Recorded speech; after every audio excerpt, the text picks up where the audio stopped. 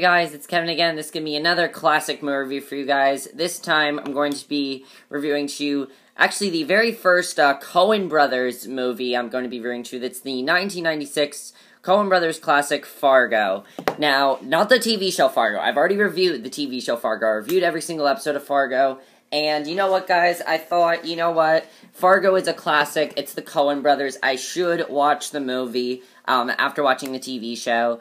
And I decided to watch the movie, and you know, I was looking forward to it. I heard like the movie kind of, there's some things in the TV show that makes more sense if you watch the movie. And overall, what I think of the movie, I thought this movie was actually really good. Actually, it was actually better than the TV show, and it actually did you know, clear up a few things that happened in the TV show and made me understand, okay, that's why that happened that way. That's why this happened that way. It made sense more. And I like that about this show. I mean, the movie. Not the show, the movie.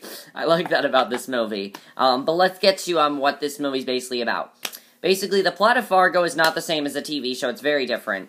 It's focused on this guy, Jerry Lundegaard, who is like Lester on the show, very much like Lester. Like Lester, he's a salesman. He's a car salesman, and he's very desperate for money. And basically what he wants to do is he wants to have these two criminals, Carl Showalter, played by Steve Buscemi, and Gare Grisman, played by Peter Stormer, and basically, he hires them to kidnap his wife and ransom her for $80,000 to his wealthy father-in-law and boss. And in exchange, he will provide Carl and Gere with a new 1987 thing and everything. So they end up doing that. And then what ends up happening is Marge Gunderson, who is a local police chief, starts investigating all these homicides that start happening. And she starts to try to figure out what's going on, and that's basically the movie. It's pretty much like the TV show, and I really like that about the TV show. Now, I'm going to do a little bit of analysis on this when I get to the TV show part, but let's first talk about the acting in this movie. The acting is top-notch in this movie. The acting's very, very good. I had no problem with the acting. I thought the acting was very good. Frances McDormand as Marge, she very much represents Molly. Like, on the show, you know how there was Molly. She very much represents Molly, and I think I might understand why, and I'll talk about that. But basically, she did a really great job. I thought she was fantastic. You know, you really felt like she was a good police chief. She's also pregnant in the show. I mean, I keep saying show. Sorry, guys. I keep thinking about the show Fargo, the movie. You know, she's very good in her role. She actually won an Oscar for her role for Best Actress, and she definitely does deserve it because she's very good in this role, and she definitely does deserve that. William H. Macy as Jerry Lundegaard, I think he's the best part of this movie. He was spot on. Like, he represented Lester so much, and every time I saw him, I'm like, why do I feel like I'm talking to Lester? Like, seriously, it felt so much like Lester. It honestly was so creepy how much he portrayed Lester. It was so much like Lester, and I love that about his character. He was really, really good, and I think he was the best part of this movie, in my opinion. Just really, really good acting from him. Really good across the board. He was really good. And he also conveyed emotion very well as well. So yeah, then you have Steve Buscemi, who I think this might be one of my favorite performances from him by far. I have not seen Boardwalk Empire, so I heard that most people think that's his best performance. However, I think so far this is my favorite performance from him. He did a really great job. And everyone else in the cast did a really great job, but those are pretty much the only people I want to talk about. So let's get to the spoilers/analysis of this review. If you guys have not seen Fargo, I'm going to spoil a few things for you. If you haven't seen the TV show either, and you want to, watch the TV show, and then if you've seen the movie but not the TV show, go watch the TV show, then watch the movie. Alright, so as we know, the movie ends, basically, in a very interesting way. A lot of comparisons to the TV show Fargo, and we'll talk a little bit about that, but of course, you know, in the movie,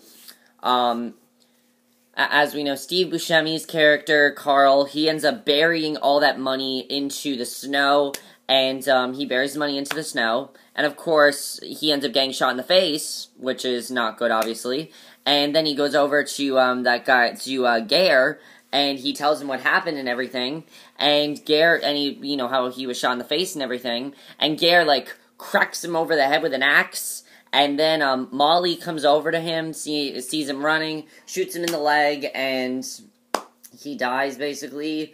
So yeah, that was definitely really big there. And then, of course, as we know, Jerry ended up getting arrested. And then the very last scene is very similar to the TV show. How the TV show ended with Gus, Molly, and Greta sitting around watching, just sitting there thinking about what their life's going to be like. That's basically the same with this movie, with Marge and her husband. They're sitting around thinking about her newborn baby. Now, let's talk a little bit about some analysis here. Now, as we know, these characters very much represent the characters on the TV show Fargo. So who's to say that Marge isn't pregnant with Molly? I think she's pregnant with Molly because she sounds exactly like Molly. Molly is a police chief like her. It's just like, it makes complete sense, and there are so many comparisons to Molly and Marge, and they make so much sense. Like, there are so many comparisons, and it makes so much sense, and I really feel like Marge is definitely like Molly, and I feel like that's exactly what she represents, is Molly. Now, let's go to the other part, the bearing of the snow and the money. Now, at first, when I saw that scene, I did not understand what it meant. Now I understand completely what it means. Stavros, as we know, found that money in the snow, and basically that's how he became filthy rich, and that was definitely a very big thing, obviously, and that's basically what happened in the TV show, was Stavros found that money, and that's very, very big, so I thought that was definitely a very good way to, do that. I thought they did a very, very good way of doing that as well. I really enjoyed that. And then, as we also know, Jerry very much seems like Lester. Who's to say he's not like some sort of ancestor of Lester's? I feel like he is an ancestor of Lester's, because he sounds exactly like Lester, he represents Lester, and I just feel like he is Lester. He did a very good job as as Jerry, and Jerry's a lot like Lester, so I'm pretty much saying he is like Lester. And then, just the comparisons can go on and on. There's someone in this movie that represents Lorne, that'd be Steve Buscemi. There's someone in this movie that represents Lester, that'd be William H. Macy's character, Jerry. And then Marge is Molly.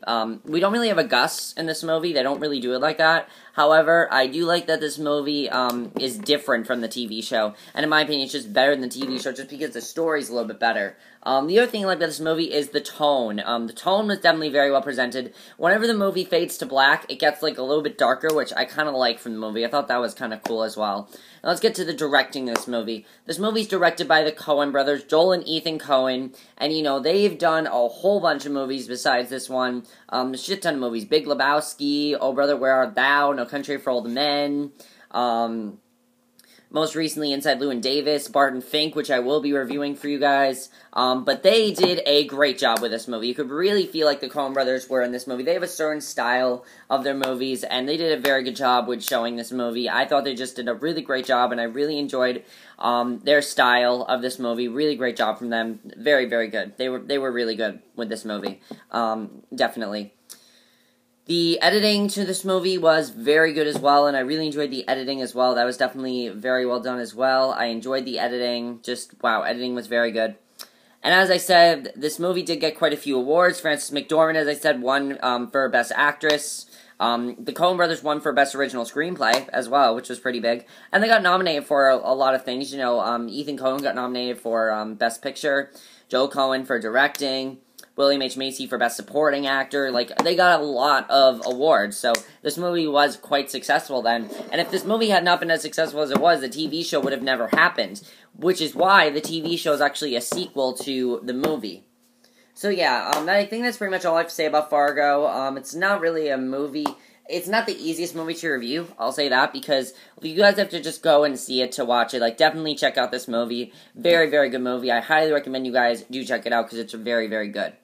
Alright, so that's my review of Fargo. I hope you guys enjoyed it, and I'll see you guys in my next review, which will be for another classic movie review, so I'll see you guys for that. Okay, bye.